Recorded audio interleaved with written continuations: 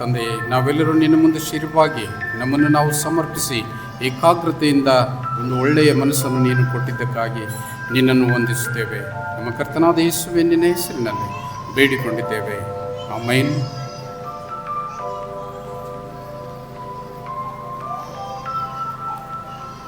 ನಾವೆಲ್ಲರೂ ದೇವರ ವಾಕ್ಯವನ್ನು ಕೇಳುವುದಕ್ಕೆ ನಮ್ಮನ್ನು ನಾವು ದೇವರಿಗೆ ಸಮರ್ಪಿಸಿಕೊಂಡಿದ್ದೇವೆ. ಸ್ವಲ್ಪ ಹೊತ್ತು ನಮ್ಮ ಲೌಕಿಕ ಎಲ್ಲ ಯೋಚನೆಗಳನ್ನು, ನಮ್ಮ ಎಲ್ಲ ನಡೆನುಡಿಗಳನ್ನು ಬಿಟ್ಟುಕೊಟ್ಟು ಸ್ವಲ್ಪ ಹೊತ್ತು ದೇವರ ಕಡೆಗೆ ನಾವು ಗಮನ ಹರಿಸೋಣ. ಇವತ್ತು ದೇವರು ನಮ್ಮನ್ನು ಯಾವ ರೀತಿಯಿಂದ ನಿಮ್ಮನ್ನು ಎಚ್ಚರಿಸುತ್ತಲಿದ್ದಾನೆ, ಯಾವ ವಿಷಯದಲ್ಲಿ ಯಾವ ವಿಷಯ ನಮ್ಮ ಜೀವಿತಕ್ಕೆ ಅವಶ್ಯವಾಗಿದೆ, ನಾವು ತಿಳಿದುಕೊಳ್ಳಬೇಕಾಗಿರ್ತಕ್ಕಂಥ ವಿಷಯ ಯಾವುದು ಎನ್ನುವುದರ ಬಗ್ಗೆ ಸತ್ಯವೇದದ ಓದಿದ ವಾಕ್ಯದಲ್ಲಿ ನಾವು ಅದನ್ನು ಆರಿಸಿಕೊಂಡಿದ್ದೇವೆ. ಯೋಹಾನನ ಸುವಾರ್ತೆಯಲ್ಲಿ ಮೂರನೆಯ ಅಧ್ಯಾಯದಲ್ಲಿ 1-6 ವಚನಗಳನ್ನು ನಾನು ಓದಿಸಿದೆ. ಅದರಲ್ಲಿ ಮುಖ್ಯವಾಗಿರ್ತಕ್ಕಂಥ ಕೆಲವು ಎತ್ತು ಕಾಣ್ತಕ್ಕಂಥ ನುಡಿಗಳು ಅಲ್ಲಿ ಇವೆ. ನಾನು ಮತ್ತೊಂದು ಸಲ ನಿಮಗೆ ಸ್ಪಷ್ಟವಾಗಿ ಓದ್ತೇನೆ, ದಯವಿಟ್ಟು ಗಮನ ಕೊಡಿ. ಫರಿಸಾಯರಲ್ಲಿ ಯಹೂದ್ಯರ ಹಿರೇಸಭೆಯವನಾದ ನಿಕೋದೇಮನೆಂಬ ಒಬ್ಬ ಮನುಷ್ಯನಿದ್ದನು. ಆ ನಿಕೋದೇಮನು ಹಿರಿಯ ಸಭೆಯವನಾಗಿದ್ದನು ಮತ್ತು ಬೋಧಕನಾಗಿದ್ದನು. ಅವನು ರಾತ್ರಿಯಲ್ಲಿ ಯೇಸುವಿನ ಬಳಿಗೆ ಬಂದು ಆತನಿಗೆ, ಗುರುವೇ, ನೀನು ದೇವರ ಕಡೆಯಿಂದ ಬಂದ ಬೋಧಕನೆಂದು ಬಲ್ಲೆವು. ನೀನು ಮಾಡುವಂಥ ಈ ಸೂಚಕ ಕಾರ್ಯಗಳನ್ನು ದೇವರ ಸಹಾಯವಿಲ್ಲದೆ ಮಾಡುವುದು ಯಾರಿಂದಲೂ ಆಗದು ಎಂದು ಹೇಳಿದನು. ಅದಕ್ಕೆ ಯೇಸು ಆಡಿರ್ತಕ್ಕಂಥ ಮಾತು, ನಾನು ನಿನಗೆ ನಿಜವಾಗಿ ಹೇಳುತ್ತೇನೆ, ಒಬ್ಬನು ಹೊಸದಾಗಿ ಹುಟ್ಟದಿದ್ದರೆ ಅವನು ದೇವರ ರಾಜ್ಯವನ್ನು ಕಾಣಲಾರನು ಅಂತಕ್ಕಂಥ. ಇದು ನಮಗೆ ಮುಖ್ಯವಾಗಿರ್ತಕ್ಕಂಥ ವಿಷಯವಾಗಿದೆ. ನಾನು ನಿನಗೆ ನಿಜವಾಗಿ ಹೇಳುತ್ತೇನೆ, ಒಬ್ಬನು ಹೊಸದಾಗಿ ಹುಟ್ಟದಿದ್ದರೆ ಅವನು ದೇವರ ರಾಜ್ಯವನ್ನು ಕಾಣಲಾರನು. ನಾವೆಲ್ಲರೂ ಹೊಸದಾಗಿ ಹುಟ್ಟಿದ್ದೇವಾ? ಕ್ರೈಸ್ತರೆನಿಸಿಕೊಂಡಿರ್ತಕ್ಕಂಥ ಪ್ರತಿಯೊಂದೊಂದು ಜೀವಿಗಳನ್ನು ನಾನು ಪ್ರಶ್ನೆ ಮಾಡ್ತೇನೆ. ನಾವು ನಮ್ಮ ಜೀವಿತದಲ್ಲಿ ಹೊಸದಾಗಿ ಹುಟ್ಟಿದ್ದೇವಾ? ನಾವು ಹುಟ್ಟಿರ್ತಕ್ಕಂಥದ್ದು ತಾಯಿ ಗರ್ಭದಿಂದ ಅಂತೇಳಿ ನಮ್ಮೆಲ್ಲರಿಗೆ ಗೊತ್ತಿದೆ. ನಮಗೆ ತಂದೆ ಯಾರು, ನಮಗೆ ತಾಯಿ ಯಾರು ಅಂತೇಳಿ ಪ್ರತಿಯೊಬ್ಬೊಬ್ಬರಿಗೆ ಗೊತ್ತಿದೆ. ಆದರೆ ಇಲ್ಲಿ ಯೇಸು ಕ್ರಿಸ್ತನು ಹೇಳ್ತಕ್ಕಂಥ ಮಾತು, ಹುಟ್ಟಿ ಜೀವಿಸ್ತಕ್ಕಂಥ ನಮಗೆ ಪುನಃ ಆತನು ಪ್ರಶ್ನೆ ಮಾಡ್ತಾನೆ ಏನಂತಂದರೆ, ಒಬ್ಬನು ಹೊಸದಾಗಿ ಹುಟ್ಟದಿದ್ದರೆ ಅವನು ದೇವರ ಮಗನೆನಿಸಿಕೊಳ್ಳುವುದಕ್ಕೆ ಯೋಗ್ಯನಲ್ಲ, ದೇವರ ರಾಜ್ಯವನ್ನು ಅವನು ಕಾಣದೇ ಇರ್ತಾನೆ ಅಂತೇಳಿ. ನಾವೆಲ್ಲರೂ ಕ್ರೈಸ್ತರಾಗಿದ್ದೇವೆ, ದೀಕ್ಷೆ ಸ್ನಾನ ಹೊಂದಿಕೊಂಡಿದ್ದೇವೆ, ಕ್ರೈಸ್ತ ಕಾರ್ಯಕ್ರಮಗಳಲ್ಲಿ ಭಾಗಿಯಾಗಿದ್ದೇವೆ, ಕ್ರಿಸ್ತನ ನುಡಿ ಮುತ್ತುಗಳನ್ನು ನಾವು ಕೇಳ್ತೇವೆ, ಆತನ ಆಜ್ಞೆಗಳನ್ನು ಪಾಲಿಸುತ್ತೇವೆ. ಅವು ಆಜ್ಞೆಗಳು ಏನಂತೇಳಿ ತಮ್ಮೆಲ್ಲರಿಗೆ ಗುರುತಿರ್ಬೋದು. ಮೋಶೆಯ ಮುಖಾಂತರವಾಗಿ ಕೊಟ್ಟಿರ್ತಕ್ಕಂಥ 10 ಆಜ್ಞೆಗಳು, ಆ 10 ಆಜ್ಞೆಗಳನ್ನು ಪಾಲಿಸಿ ಅದಕ್ಕೆ ನಮಗೆ ಬೇಸಾಗಿ ಬುನಾದಿಯನ್ನಾಗಿಟ್ಟುಕೊಂಡು ನಾವು ಜೀವಿಸ್ತಾ ಇದ್ದೇವೆ. ಆದರೆ 2000 ವರ್ಷಗಳ ಹಿಂದೆ ಯೇಸು ಕ್ರಿಸ್ತನು ಈ ಭೂಮಿಗೆ ಪಾದಾರ್ಪಣೆ ಮಾಡಿ ಆತನು ಹೇಳ್ತಾ ಇದ್ದಾನೆ, ಹುಟ್ಟಿದ ನಮ್ಮೆಲ್ಲರಿಗೆ ಪುನಃ ಹೊಸದಾಗಿ ಹುಟ್ಟದಿದ್ದರೆ ಅಂತೇಳಿ ಪ್ರಶ್ನೆ ಮಾಡ್ತಾನೆ. ಹೊಸದಾಗಿ ಹುಟ್ಟದಿದ್ದರೆ ನಿನಗೆ ಆಗ್ತಕ್ಕಂಥ ಅನಾಹುತಗಳೇನು, ನಿನ್ನ ಜೀವನದಲ್ಲಿ ಬರತಕ್ಕಂಥ ಗಂಡಾಂತರಗಳೇನು, ನಿನ್ನ ಜೀವನದಲ್ಲಿ ಬರತಕ್ಕಂಥ ಸಮಸ್ಯೆಗಳ ಬಗ್ಗೆ ಆತನು ವಿವರಣೆಯನ್ನು ಕೊಡಲಿಕ್ಕಿದ್ದಾನೆ.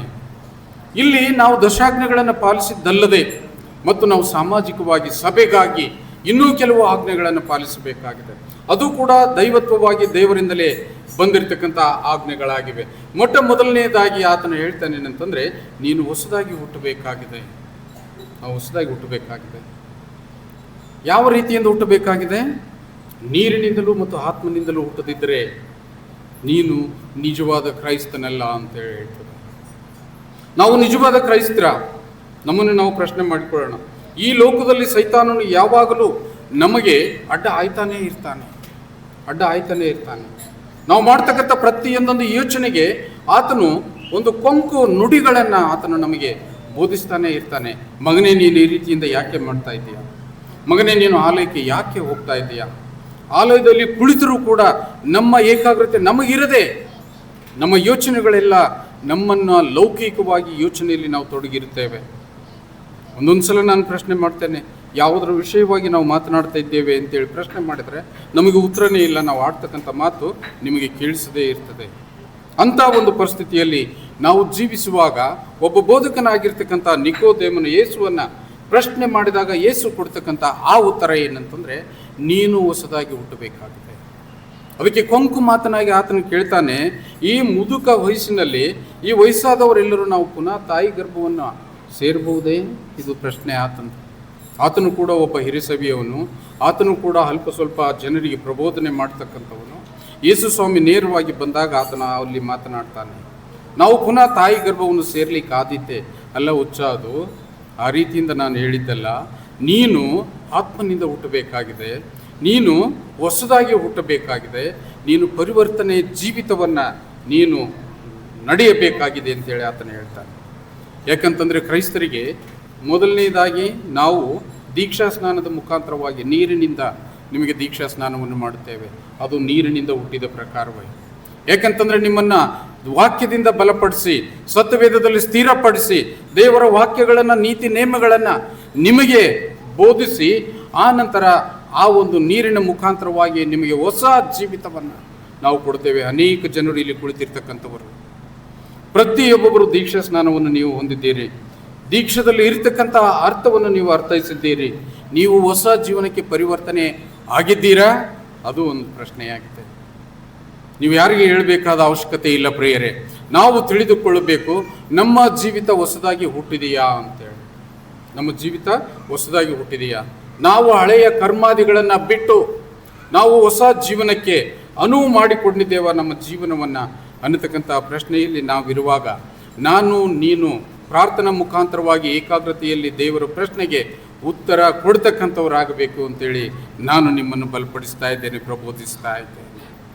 ಯಾಕಂತಂದರೆ ನಾವು ಆತ್ಮನಿಂದ ಹುಟ್ಟದೇ ಇದ್ದರೆ ನಮಗೇನಿದೆ ಈ ಲೋಕದಲ್ಲಿ ಅಂತಂದರೆ, ಲೌಕಿಕವಾಗಿ ನಮಗೆ ಅನೇಕ ಆಸೆ ಆಕಾಂಕ್ಷೆಗಳು. ನಾವು ಕಣ್ಣು ನೋಡಬಾರದನ್ನು ನೋಡ್ತದೆ, ಕಿವಿ ಕೇಳಬಾರದನ್ನು ಕೇಳ್ತದೆ, ಕೈ ಮಾಡಬಾರದನ್ನು ಮಾಡ್ತದೆ. ಅದೆಲ್ಲ ಸಹಜವಾಗಿ ಬಂದಿರತಕ್ಕಂಥ ಆ ಒಂದು ರೀತಿ ನೀತಿಯಾಗಿರುವಾಗ, ಯಾವಾಗ ನೀನು ಹೊಸದಾಗಿ ಹುಟ್ಟುತ್ತೀಯೋ ಆ ಎಲ್ಲ ಕೆಟ್ಟ ಕಾರ್ಯಗಳನ್ನು ಮಾಡದೆ ನೀನು ದೂರವಿರಬೇಕಾಗ್ತದೆ. ಕೆಟ್ಟ ಯೋಚನೆಗಳನ್ನು ಮಾಡದೆ ನೀನು ದೂರವಿರಬೇಕಾಗ್ತದೆ. ಅದಕ್ಕಾಗಿ ಆತನು ಹೇಳ್ತಾನೆ, ಅನೇಕ ಉದಾಹರಣೆಗಾಗಿ ಆತನು ಹೇಳ್ತಾನೆ 3ನೇ ವಚನದಲ್ಲಿ ಆತನು, ನಾನು ನಿಮಗೆ ನಿಜವಾಗಿ ಹೇಳ್ತೇನೆ, ಒಬ್ಬನು ಹೊಸದಾಗಿ ಹುಟ್ಟದಿದ್ರೆ ಅವನು ದೇವರ ರಾಜ್ಯಕ್ಕೆ ಸೇರೋದಿಲ್ಲ. ನೀನು ಬೇಕಾದ್ದು ಮಾಡು, ಸೇವೆ ಮಾಡು, ಸುವಾರ್ತೆ ಸಾರು, ಕ್ರಿಸ್ತನಲ್ಲಿ ಬೇಕಾದ್ದು ಮಾಡಿದರೂ ಕೂಡ ನಿನ್ನ ಮನಸ್ಸು ಪರಿವರ್ತನೆಯಾಗದೇ ಇದ್ದರೆ, ನಿನ್ನ ಆತ್ಮವನ್ನು ದೇವರಿಗೆ ಸಮರ್ಪಿಸದೇ ಹೋದರೆ ನೀನು ಏನು ಮಾಡಲಿಕ್ಕೆ ಸಾಧ್ಯವಿಲ್ಲ ಅಂತೇಳಿ ದೇವರ ವಾಕ್ಯ ನಮ್ಮನ್ನು ಬಲಪಡಿಸ್ತದೆ. ಅದಕ್ಕಾಗಿ ಕ್ರೈಸ್ತನಾಗಿರ್ತಕ್ಕಂಥವನು ನೀನು 10 ಆಜ್ಞೆಗಳನ್ನು ಪಾಲಿಸಿದ್ದಲ್ಲದೆ 11ನೇ ಆಜ್ಞೆಯನ್ನು ಇದನ್ನು ನೀನು ಜೋಡಿಸಿಕೊಳ್ಳಬೇಕಾಗಿದೆ. ನಾನು ನಿಜವಾಗಲೂ ಹೊಸದಾಗಿ ಹುಟ್ಟಿದ್ದೇನೆ ಅಂತಕ್ಕಂತಹ ಪ್ರಶ್ನೆ. 2ನೇದಾಗಿ ನಾವು ನೋಡಬೇಕಾದ್ರೆ ಅಪೊಸ್ತಲರ ಕೃತ್ಯಗಳು 2:46ನೇ ವಚನದಲ್ಲಿ ಬರೆಯಲ್ಪಟ್ಟಿದೆ, ಅವರು ದಿನಾಲು ಏಕ ಮನಸ್ಸಿನಿಂದ ದೇವಾಲಯದಲ್ಲಿ ಕೂಡುತ್ತಾ ಮನೆ ಮನೆಗಳಲ್ಲಿ ರೊಟ್ಟಿ ಮುರಿದು ಉಲ್ಲಾಸದಿಂದಲೂ ಸರಳ ಹೃದಯದಿಂದಲೂ ಉಂಟು ಮಾಡುತ್ತಾ ಇದ್ದರು ಅಂತೇಳಿ. ಇದರ ಅರ್ಥ ಏನಂತಂದರೆ, ದೇವರ ಆಲಯಕ್ಕೆ ಬರಲೇಬೇಕಾಗಿರ್ತಕ್ಕಂಥ ಒಂದು ನೀತಿಯಾಗಿದೆ. ಇವತ್ತಿನ ದಿವಸದಲ್ಲಿ ನಾವು ನೋಡಿದರೆ ನಮ್ಮ ಕುಟುಂಬಗಳು 100ರ ಸಮೀಪ ಇವೆ. ಲೆಕ್ಕಕ್ಕೆ ನಾವು ಕುಟುಂಬಗಳ ಎಣಿಕೆ ಮಾಡಿದಾಗ 100ರ ಆಸುಪಾಸಿನಲ್ಲಿವೆ. ಅದರಲ್ಲಿ ಸ್ಥಿರವಾಗಿ 80-85 ಕುಟುಂಬಗಳಿದ್ದರೆ ಇನ್ನೂ 15 ಕುಟುಂಬಗಳು ಅತಂತ್ರ ಸ್ಥಿತಿಯಲ್ಲಿ. ಈ ಆಲಯದಲ್ಲಿ ದೇವರ ವಾಕ್ಯ ಹೇಳ್ತದೆ, ಪ್ರತಿಯೊಬ್ಬನು ಆಲಯಕ್ಕೆ ಬರಲೇಬೇಕು ಅಂತಕ್ಕಂಥದ್ದು ಇದು ಒಂದು ನೀತಿಯಾಗಿದೆ. ಅನೇಕರು ನಾವು ಆಲಯವನ್ನು ಬಿಟ್ಟು ದೂರ ಇರ್ತೇವೆ. ಅನೇಕರು ಯಾವುದೋ ಒಂದು ಲೌಕಿಕ ಆಶೆಗಾಗಿ, ಆಡಂಬರಕ್ಕಾಗಿ ಆಲಯವನ್ನು ತೊರೆದಿರ್ತೇವೆ. ಆದರೆ ನೀನು ದೇವರ ರಾಜ್ಯಕ್ಕೆ ಸೇರಲಿಕ್ಕೆ ಆಗ್ತದೆಯಾ ಅಂತಕ್ಕಂಥದ್ದು ಒಂದು ಪ್ರಶ್ನೆಯಾಗಿದೆ. ಇಂದಿನ ಕಾಲದಲ್ಲಿ ಅವ್ರು ಹೇಳ್ತಾರೆ ಏನಂತಂದರೆ, ಇಲ್ಲಿ ಶಿಷ್ಯರು ಆಡ್ತಕ್ಕಂಥ ಮಾತು, ಶಿಷ್ಯರ ನುಡಿಗಳನ್ನು ನಾವು ಜ್ಞಾಪಕ ಮಾಡ್ತಕ್ಕಂಥದ್ದಾಗಿದೆ. ಅವರು ದಿನಾಲೂ ಏಕ ಮನಸ್ಸಿನಿಂದ ಆಲಯದಲ್ಲಿ ಕೂಡುತ್ತಾ ಅವರು ಆಲಯಕ್ಕೆ ಬರ್ತಾ ಇದ್ರು. ನಾವು ದಿನಾಲೂ ನಿಮಗೆ ಬಾರಂತ ಹೇಳುವುದಿಲ್ಲ, ದಿನಾಲೂ ನಿಮ್ಮನ್ನು ಕರೆಯುವುದಿಲ್ಲ. ಯಾಕಂತಂದರೆ ಈಗಿನ ಸಮಾಜ ಯಾವಾಗಲೂ ಅತಿ ಬ್ಯುಸಿ ಇರ್ತದೆ. ಯಾವಾಗಲೂ ನಮಗೆ ಕೆಲಸಗಳಿರ್ತದೆ. ಅಂಥದ್ರಲ್ಲಿ ನಾವು ದಿನಾಲೂ ನೀವು ಆಲಯಕ್ಕೆ ಬನ್ನಿ ಅಂತೇಳಿ ನಾವು ಕರೀಲಿಕ್ಕೆ ಹೋಗುವುದಿಲ್ಲ. ಆದರೆ ಇಂದಿನ ಕಾಲದಲ್ಲಿ 2000 ವರ್ಷಗಳ ಹಿಂದೆ ಯೇಸು ಕ್ರಿಸ್ತನು ಈ ಲೋಕದಲ್ಲಿದ್ದಂತಹ ಸಂದರ್ಭದಲ್ಲಿ ಆತನ ಶಿಷ್ಯರು ಹಾಕಿರ್ತಕ್ಕಂಥ ರೂಲ್ಸ್ ಅದು. ಇನ್ನು ಎಲ್ಲರೂ ಆಲಯಕ್ಕೆ ಹೋಗಲೇಬೇಕಾಗಿರ್ತಕ್ಕಂಥ ಪ್ರಮೇಯ. ಯಾಕಂತಂದರೆ ದೇವರ ರಾಜ್ಯದಲ್ಲಿ ನೀನು ಸೇರಬೇಕಾಗಿದೆ. ದೇವರ ರಾಜ್ಯದಲ್ಲಿ ನೀನು ಸೇರಬೇಕಾದ್ರೆ ನೀನು ಹೊಸದಾಗಿ ಹುಟ್ಟಬೇಕಾಗಿದೆ. ನೀನು ಹೊಸದಾಗಿ ಹುಟ್ಟಿ ಆ ಜೀವನ ಸಾರ್ಥಕ ಮಾಡಬೇಕಾದ್ರೆ ನೀನು ಆಲಯಕ್ಕೆ ಬರಲೇಬೇಕಾಗಿದೆ.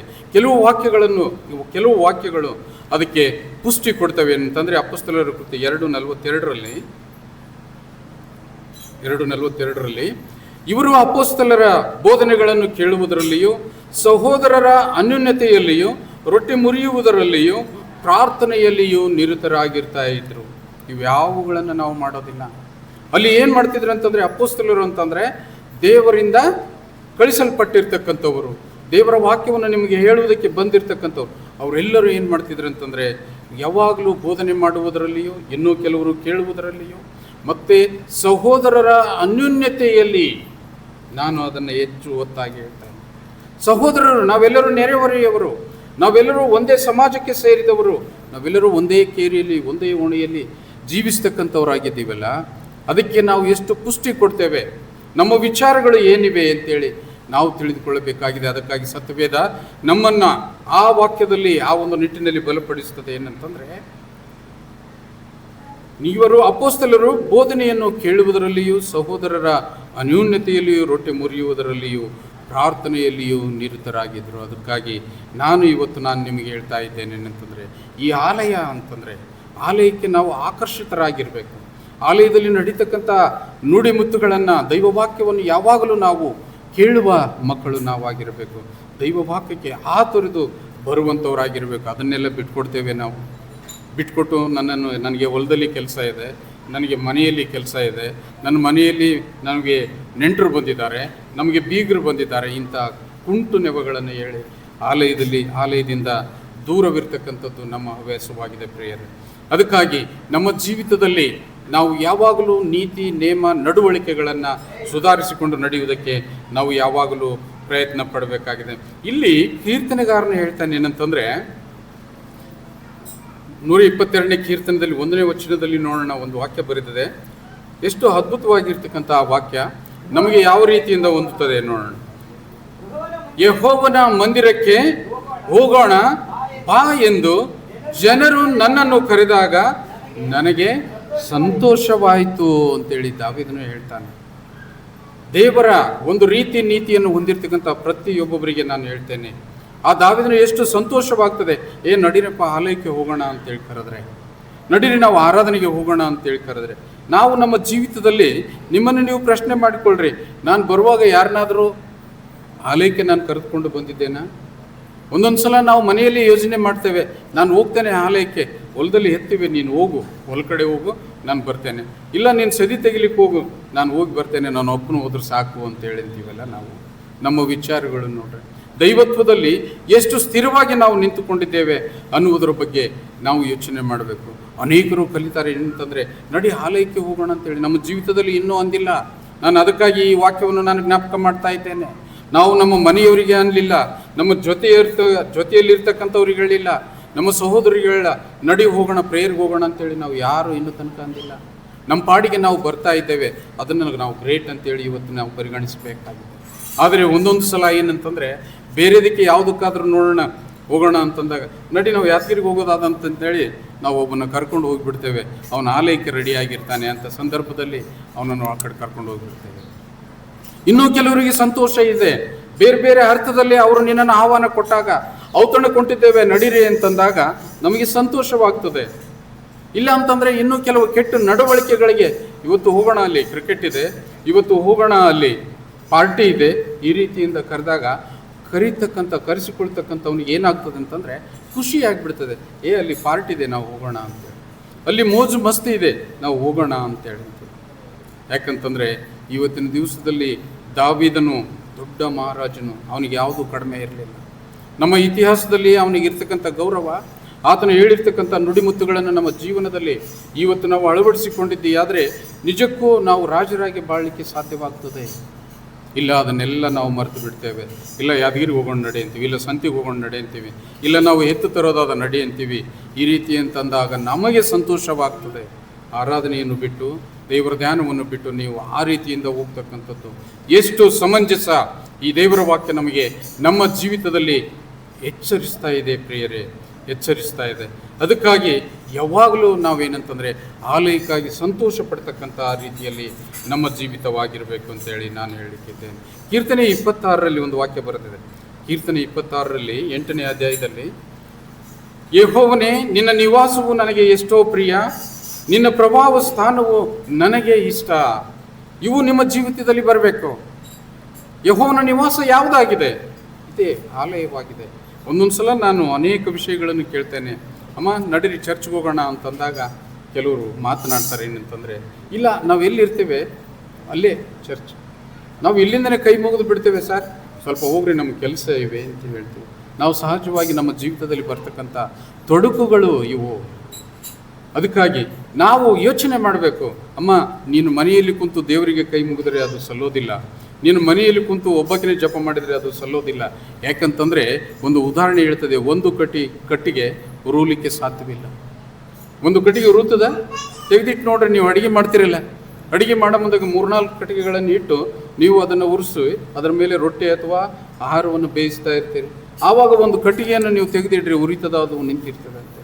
ಅದೇ ಪ್ರಕಾರವಾಗಿ ನಮ್ಮ ಜೀವಿತದಲ್ಲಿ ಆಲಯವನ್ನು ಮರೆತಿರ್ತಕ್ಕಂಥ ನಾವು ಬರೀ ಹೋಗಿ ಬಿಡ್ತಕ್ಕಂಥ ಕಟ್ಟಿಗೆಗಳಾಗ್ತೇವೆ. ಯಾವಾಗಲೂ ಎಚ್ಚರ ಇರಲಿ ನಿಮಗೆ.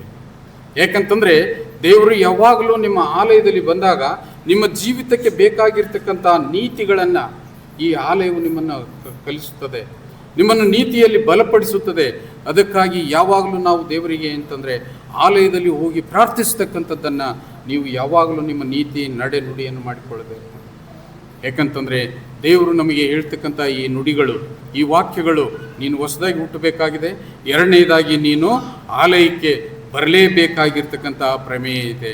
ಯಾಕಂತಂದರೆ ನೀನು ಒಬ್ಬನು ಏನೂ ಸಾಧಿಸಲಿಕ್ಕೆ ಸಾಧ್ಯವೇ ಇಲ್ಲ ಅಂತೇಳಿ. ಇವತ್ತಿನ ದಿವಸದಲ್ಲಿ ನೋಡು, ನೀವೆಲ್ಲರೂ ಬಂದು ಈ ಆಲಯದಲ್ಲಿ ಕುಳಿತಿದ್ದೀರಿ. ಕುಳಿತಾಗ ಈ ದೇವರ ವಾಕ್ಯವು ಹುಕ್ಕಿ ಬರ್ತದೆ. ಅದನ್ನು ನೀವು ಕೇಳ್ತೀರಿ, ನಿಮ್ಮ ಜೀವನದಲ್ಲಿ ಅದನ್ನು ಅಳವಡಿಸಿಕೊಳ್ತೀರಿ ಅಂತೇಳಿ ನಾನು ನೆನೆಸ್ತೇನೆ. ಹೀಗೆ ಇರುವಂಥ ಸಂದರ್ಭದಲ್ಲಿ ಈಗ ಮೊದಲನೇದಾಗಿ ಹೊಸದಾಗಿ ಹುಟ್ಟಬೇಕಾಗಿರ್ತಕ್ಕಂಥದ್ದು, ಎರಡನೇದಾಗಿ ನಾವು ಆರಾಧನೆಗೆ ಹೋಗಲೇಬೇಕಾಗಿರ್ತಕ್ಕಂಥದ್ದು, ಮೂರನೇದಾಗಿ ಮುಖ್ಯವಾಗಿರ್ತಕ್ಕಂಥ ಇನ್ನೂ ಒಂದು ವಾಕ್ಯ ಏನಿದೆ ಅಂತಂದರೆ, ಪ್ರತಿದಿನ ನಾವು ದೇವರ ವಾಕ್ಯವನ್ನು ನಾವು ಓದಲೇಬೇಕಾಗಿದೆ.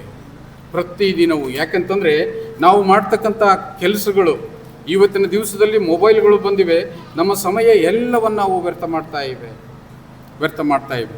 ಆದರೆ ಅದನ್ನು ನಾವು ಒಳ್ಳೆಯದಕ್ಕೆ ಯಾಕೆ ಬಳಸ್ಕೊಳ್ತಾ ಇಲ್ಲ ಅಂತೇಳಿ ನಾವು ಯಾವಾಗಲೂ ಯೋಚನೆ ಮಾಡಬೇಕಾಗಿದೆ. ನಾವು ಸತ್ಯವೇದವನ್ನು ನಾನು ಯಾಕಂತಂದರೆ ದಿನಾಲೂ ಒಂದು ಪ್ಯಾರ ಓದ್ತಿದ್ದವರು ಒಂದು ಲೈನ್ ಆದರೂ ನೀವು ಓದೋದಿಲ್ಲ ಅಂತೇಳಿ ಎಂದದಕ್ಕಾಗಿ ನಾನು ಮೊದಲನೇದಾಗಿ ನಿಮಗೆ ಉತ್ತರ ಪ್ರತ್ಯುತ್ತರವಾಗಿ ನಮ್ಮನ್ನು ಓದಿಸ್ತೇನೆ. ವಾರಕ್ಕೊಂದು ಆವೃತ್ತಿ ಆದರೂ ನೀವು ಓದಲಿ, ನಿಮ್ಮ ಬಾಯಿಂದ ದೇವರ ನುಡಿಗಳು ಬರಲಿ ಅಂತೇಳಿ. ಆದರೆ ನಿಜವಾಗಿರ್ತಕ್ಕಂಥ ಕ್ರೈಸ್ತನು ಯಾವಾಗಲೂ ಏನು ಮಾಡಬೇಕಂತಂದರೆ ದೇವರ ವಾಕ್ಯವನ್ನು ಓದಬೇಕು. ಓದಿದ್ದಲ್ಲದೆ ಏನು ಮಾಡಬೇಕಂತಂದರೆ ಅದನ್ನು ಧ್ಯಾನಿಸಬೇಕು ಅಂತೇಳಿ. ಒಂದೊಂದು ಸಲ ಕಠಿಣವಾಗಿರ್ತಕ್ಕಂಥ ಅರ್ಥಗಳು, ತಿಳಿದೇ ಇರ್ತಕ್ಕಂಥ ಪ್ಯಾರಗಳು ನಿಮ್ಮಲ್ಲಿ ಬೈಬಲ್ನಲ್ಲಿ ಬರ್ತದೆ. ಅದಕ್ಕಾಗಿ ಒಬ್ಬ ಭಕ್ತನು ಹೇಳ್ತಾನೆ ಏನಂತಂದರೆ, ಓದುವವರು ಯಾವಾಗಲೂ ಏನಂತಂದರೆ, ಊಟ ಮಾಡ್ತೀವಲ್ಲ ನಾವು, ಊಟ ಮಾಡ್ತಕ್ಕಂಥ ಸಂದರ್ಭದಲ್ಲಿ ಮೀನು ಊಟ ಮಾಡಿವಲ್ಲ ನಾವೆಲ್ಲರೂ ಮಾಡಿವೆ. ಮೀನು ಊಟ ಮಾಡಿದ್ರೆ ಹೆಂಗೆ ಊಟ ಮಾಡ್ತೀವಿ? ಮೀನನ್ನು ಒಮ್ಮಲೆ ತಿಂದ್ಬಿಡ್ತೇವಾ? ಇಲ್ಲ, ಅದರಲ್ಲಿ ಇರ್ತಕ್ಕಂಥ ಮುಳ್ಳುಗಳನ್ನು ತೆಗೆದು ಸಪ್ರೇಟ್ ಮಾಡ್ತೀವಲ್ಲ, ಸಪ್ರೇಟ್ ಮಾಡ್ತೀವಿ. ಅದೇ ಪ್ರಕಾರವಾಗಿ ದೇವರ ವಾಕ್ಯದಲ್ಲಿ ಇರ್ತಕ್ಕಂಥ ತಿಳಿಯದ ವಾಕ್ಯಗಳನ್ನು ನೀವು ಸಪ್ರೇಟ್ ಆಗಿರಿ. ಆ ನಂತರ ಆ ಪರಿಣಿತರಿಗೆ ಅದನ್ನು ಪ್ರಶ್ನೆ ಮಾಡಿದಾಗ ಅದಕ್ಕೆ ತಿಳಿಸಿ ನಿಮಗೆ ಉತ್ತರಗಳನ್ನು ಹೇಳ್ತಾರೆ. ಪ್ರತಿಯೊಬ್ಬೊಬ್ಬರು ಈ ರೀತಿಯಿಂದ ಮಾಡಬೇಕು. ಯಾಕಂತಂದರೆ ಒಂದು ವಾಕ್ಯವಾದರೂ ನಾವು ದೇವರ ವಾಕ್ಯವನ್ನು ಓದಿದೆಯಾದರೆ ನಿಮ್ಮ ಮನಸ್ಸು ಪರಿಶುದ್ಧವಾಗಿರ್ತದೆ, ನಿಮ್ಮ ಮನೆ ಪರಿಶುದ್ಧವಾಗಿರ್ತದೆ, ನಿಮ್ಮ ಮನಸ್ಸು ನಂದ ಗೋಕುಲವಾಗಿರ್ತದೆ. ಈ ವಾಕ್ಯವನ್ನು ಓದುವುದರಿಂದ, ದೇವರ ನೀತಿಯಲ್ಲಿರುವುದರಿಂದ ಈ ಲೋಕದಲ್ಲಿ ಇಬ್ಬರು ಸಾವು ಕಾಣಲಿಲ್ಲ. ಯಾರವರು ಗೊತ್ತಿರಬೇಕಲ್ಲ?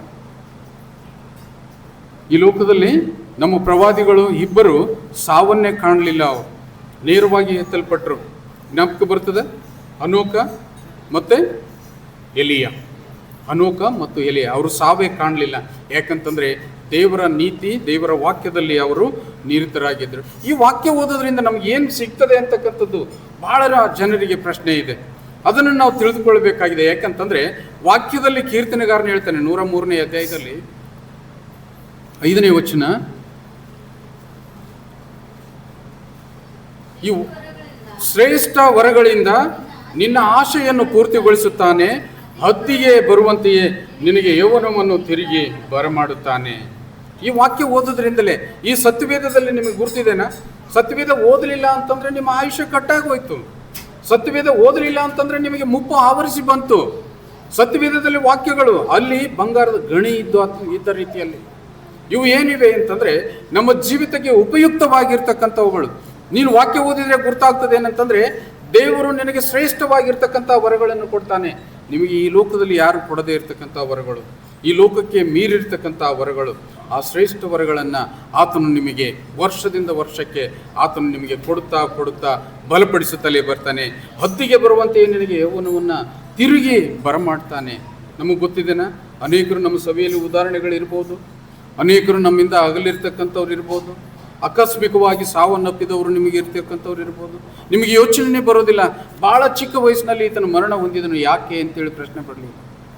ದೇವರ ವಾಕ್ಯ ಅವರು ಓದಲಿಲ್ಲ, ದೇವರ ವಾಕ್ಯದಲ್ಲಿ ಇರ್ತಕ್ಕಂಥ ಶಕ್ತಿ ಅವರು ಪಡೆದುಕೊಳ್ಳಲಿಲ್ಲ, ಅದಕ್ಕಾಗಿ ಅವರು ನಮ್ಮಿಂದ ಆಗಲೇಬೇಕಾಯಿತು ಅಂತೇಳಿ. ಇನ್ನೊಂದು ವಾಕ್ಯ ವಿಮೋಚನ ಕಂಡ 20ನೇ ಅಧ್ಯಾಯದ 12ನೇ ವಚನದಲ್ಲಿ ನಮ್ಮ ಆಯುಷ್ಯವನ್ನು ಯಾವ ರೀತಿಯಿಂದ ವೃದ್ಧಿಪಡಿಸಿಕೊಳ್ಬೇಕಂತನ್ನುವುದರ ಬಗ್ಗೆ ಕ್ಲೂ ಕೊಟ್ಟಿದ್ದಾನೆ ದೇವರು. ನೋಡ್ರಿ ಹೇಳೋಣ, ವಿಮೋಚನೆ ಕಾಂಡ 20 12ನೇ ವಾಕ್ಯದಲ್ಲಿ, ನಿನ್ನ ತಂದೆ ತಾಯಿಗಳನ್ನು ಸನ್ಮಾನಿಸಬೇಕು, ಸನ್ಮಾನಿಸಿದರೆ ನಿನಗೆ ನಿನ್ನ ದೇವರಾದ ಯೆಹೋವನು ನಿನಗೆ ಅನುಗ್ರಹಿಸುವ ದೇಶದಲ್ಲಿ ನೀನು ಬಹುಕಾಲ ಇರುವಿ. ನಿನಗೆ ಮುಪ್ಪು ಬರ್ತಕ್ಕಂಥ ದಿವಸಗಳನ್ನು ನೀನು ಕಳೆಯುವಿ. ಬಹುಕಾಲ ಈ ಲೋಕದ ಸೌಂದರ್ಯ, ಈ ಲೋಕದ ಸುಖ ಭೋಗಗಳನ್ನು ನೀನು ಅನುಭವಿಸುವಿ ಅಂತೇಳಿ ಆತನು ಹೇಳಿದ್ದಾನೆ. ನಮಗೆ ಗುರ್ತಿದೆನಾ? ಎಷ್ಟೋ ಜನರು ತಂದೆ ತಾಯಿನ ಧಿಕ್ಕರಿಸ್ತೇವೆ, ಎಷ್ಟೋ ಜನರ ತಂದೆ ತಾಯಿಯನ್ನು ಒಟ್ಟು ನಾವು ಮಾತನ್ನೇ ಆಡಿಸುವುದಿಲ್ಲ, ಅವ್ರ ಕಷ್ಟ ಕೇಳುವುದಿಲ್ಲ, ಅವರು ಯಾವ ರೀತಿಯಿಂದ ಇದ್ದಾರೆ ಅಂತೇಳಿ ಕೂಡ ಯೋಚನೆ ಮಾಡುವುದಿಲ್ಲ. ಯಾವುದೋ ಒಂದು ಊರಲ್ಲಿ ಬಿಟ್ಟು ಇನ್ನೊಂದು ಊರಿನಲ್ಲಿ ಜೀವಿಸ್ತಕ್ಕಂಥ ಅನೇಕರು ಇದರ ಬಗ್ಗೆ ನೀವು ಯೋಚನೆ ಮಾಡಬೇಕಾಗಿದೆ. ಈ ಲೋಕ ನಮಗೆ ಬಿಡಲಿಕ್ಕೆ ಯಾರಿಗೂ ಮನಸ್ಸಿಲ್ಲ. ಯಾಕಂತಂದ್ರೆ ಈ ಲೋಕ ಯೇಸು ಸ್ವಾಮಿ ಸೃಷ್ಟಿ ಮಾಡಿದಾಗ ಮೊದಲನೆಯ ಏದೇನ್ ತೋಟ ಅಂತೇಳಿ ಹೆಸರಿಟ್ಟ. ಏದೇನ್ ತೋಟದಲ್ಲಿ ಏನೆಲ್ಲ ಇರಲಿಲ್ಲ, ಎಲ್ಲ ಇತ್ತು. ಎಲ್ಲದರ ಅನುಭವ ಮನುಷ್ಯ ಅನುಭವಿಸಿದ. ಈ ಏದೇನ್ ತೋಟ ಬಿಡಲಿಕ್ಕೆ ನಮಗೆ ಮನಸ್ಸಿದೆನಾ? ಯಾರಿಗೆ ಸಾಯೋದಕ್ಕೆ ಮನಸ್ಸಿದೆ ಪ್ರಿಯರೇ? ಆದರೆ ಆ ಒಂದು ಜೀವಿತ ನೀನು ಹೆಚ್ಚಾಗಿ ಅನುಭವಿಸಬೇಕಾದ್ರೆ, ಈ ಲೋಕದಲ್ಲಿ ನೀನು ಬಹುಕಾಲ ಜೀವಿಸಬೇಕಾದ್ರೆ ನೀನು ನಿನ್ನ ತಂದೆ ತಾಯಿಗಳನ್ನು ಸನ್ಮಾನಿಸಬೇಕು, ಅವರ ಜವಾಬ್ದಾರಿ ನಿನ್ನ ಮೇಲೆ ಇರಬೇಕು ಅಂತೇಳಿ ಹೇಳ್ತದೆ. ಅದಕ್ಕಾಗಿ ಇಲ್ಲಿ ಸಭೆಯಲ್ಲಿ ಯಾವಾಗಲೂ ಕೂಡಿ ಬರ್ತಿದ್ರು. ಅಪೊಸ್ತಲರ ಕೃತ್ಯದಲ್ಲಿ 17ನೇ ಅಧ್ಯಾಯದ 11ನೇ ವಚನದಲ್ಲಿ ಒಂದು ವಾಕ್ಯ ಬರೆಯಲ್ಪಟ್ಟಿದೆ. ಏನಂತಂದ್ರೆ, ಆ ಸಭೆಯವರು ಥೆಸಲೋನಿಕದವರಿಗಿಂತ ಸದ್ಗುಣ ಉಳ್ಳವರಾಗಿದ್ದರು, ದೇವರ ವಾಕ್ಯವನ್ನು ಶುದ್ಧ ಮನಸ್ಸಿನಿಂದ ಅಂಗೀಕರಿಸಿ ಅವರು ಹೇಳುವ ಮಾತು ಹೌದೋ ಏನೋ ಎಂಬ ವಿಷಯದಲ್ಲಿ ಪ್ರತಿದಿನವೂ ಶಾಸ್ತ್ರ ಗ್ರಂಥಗಳನ್ನು ಶೋಧಿಸ್ತಾ ಇದ್ರು. ಇದನ್ನಂತೂ ನಾವು ಯಾರು ಮಾಡೋದಿಲ್ಲ. ಇಲ್ಲಿ ದೇವರ ವಾಕ್ಯ ಕೇಳಿ ಹೋಗ್ತೇವೆ. ನಾವು ಕೇಳಿದಾಗ ಪಾಸ್ಟರ್ ಏನು ಹೇಳ್ತಾನೋ ಗೊತ್ತಿಲ್ಲ, ಅದು ನಿಮಗೆ ಜ್ಞಾಪಕಕ್ಕೆ ಬರೋದಿಲ್ಲ. ಒಂದೊಂದು ಸಲ ಪಾಸ್ಟರ್ ಹೇಳ್ತಕ್ಕಂಥ ಮಾತುಗಳಿಗೆ ಆಧಾರ ಇದೆಯಾ ಅಂತಕ್ಕಂಥ ಪ್ರಶ್ನೆ ಅಲ್ಲಿರ್ತಕ್ಕಂಥ ಸಭಿಕರು ಮಾಡ್ತಿದ್ರಂತೆ. ಇವತ್ತು ಪಾಸ್ಟರ್ ನಮಗೆ ಇಂಥ ರೀತಿಯಿಂದ ಬೋಧನೆ ಕೊಟ್ಟಿದ್ದಾನೆ, ಅದನ್ನು ಸತ್ಯವೇದದಲ್ಲಿ ಎಲ್ಲಿದೆ ಅಂತೇಳಿ ಅವರು ಹುಡುಕ್ತಿದ್ರಂತೆ. ಆ ರೀತಿಯಿಂದ ಮಾಡೋದಿಲ್ಲ. ಯಾಕಂತಂದರೆ ನಾನು ಇವತ್ತು ನಿಮಗೆ ಹೇಳ್ತಾ ಇದ್ದೇನೆ, ದೇವರ ವಾಕ್ಯವನ್ನು ಕೇಳಬೇಕು, ದೇವರ ವಾಕ್ಯವನ್ನು ಓದಬೇಕು, ಅದನ್ನು ಧ್ಯಾನಿಸಬೇಕು ಅಂತೇಳಿ ಅನ್ನೋದಕ್ಕೆ ಇದು ಒಂದು ಉತ್ತಮವಾಗಿರ್ತಕ್ಕಂಥ ಉದಾಹರಣೆಯಾಗಿದೆ ಪ್ರಿಯರೇ. ಅದಕ್ಕಾಗಿ ದೇವರ ವಾಕ್ಯ ಕೊನೆಯದಾಗಿ ನಿಮ್ಮನ್ನು ಪ್ರಬೋಧಿಸ್ತದೆ. ಏನಂತಂದರೆ, ಪ್ರಾರ್ಥನೆ ಎಂಬತಕ್ಕಂಥದ್ದು ಪರಲೋಕದ ಬೀಗದ ಕೈಯದಾಗಿದೆ. ಈ ಲೋಕದಲ್ಲಿ ಅಸಾಧ್ಯವಾಗಿರ್ತಕ್ಕಂಥ ಎಲ್ಲದನ್ನ ಸಾಧ್ಯ ಮಾಡ್ತಕ್ಕಂಥ ಶಕ್ತಿ ನಮ್ಮ ದೇವರು ಹೊಂದಿ ಈ ಲೋಕಕ್ಕೆ ನಾಯಕತ್ವವನ್ನು ವಹಿಸಿದ್ದಾನೆ. ಅದಕ್ಕಾಗಿ ಆತನು ಹೇಳ್ತಾನೆ, ಮತ್ತಾಯ 7:8 ವಾಕ್ಯದಲ್ಲಿ ಹೇಳ್ತಾನೆ, ಮತ್ತಾಯ 7:7 ಬೇಡಿಕೊಳ್ಳಿರಿ ನಿಮಗೆ ದೊರೆಯುವುದು, ಹುಡುಕಿರಿ ನಿಮಗೆ ಸಿಕ್ಕುವುದು, ತಟ್ಟಿರಿ ನಿಮಗೆ ತೆರೆಯುವುದು. ಯಾಕಂದರೆ ಬೇಡಿಕೊಳ್ಳುವ ಪ್ರತಿಯೊಬ್ಬನು ಹೊಂದುವನು, ಹುಡುಕುವವನಿಗೆ ಸಿಕ್ಕುವುದು, ತಟ್ಟುವವನಿಗೆ ತೆರೆಯುವುದು. ಇದು ಪ್ರಾರ್ಥನೆಯ ಒಂದು ಒಳ್ಳೆಯ ಉದಾಹರಣೆಯಾಗಿದೆ. ನಾವೆಲ್ಲರೂ ಪ್ರಾರ್ಥನೆಗೆ ಬರಬೇಕು. ಆಲಯದಲ್ಲಿ ಬಂದು ನಾವು ಏನು ಮಾಡ್ತೇವೆ? ಆಲಯದಲ್ಲಿ ಬಂದು ನಾವು ಪ್ರಾರ್ಥಿಸುವವರಾಗಿದ್ದೇವೆ, ನಾವು ದೇವರನ್ನು ಬೇಡುವವರಾಗಿದ್ದೇವೆ. ಇದು ಏನಾಗಿದೆ? ಪರಲೋಕ ರಾಜ್ಯದ ಬೀಗದ ಕೈಯಾಗಿದೆ.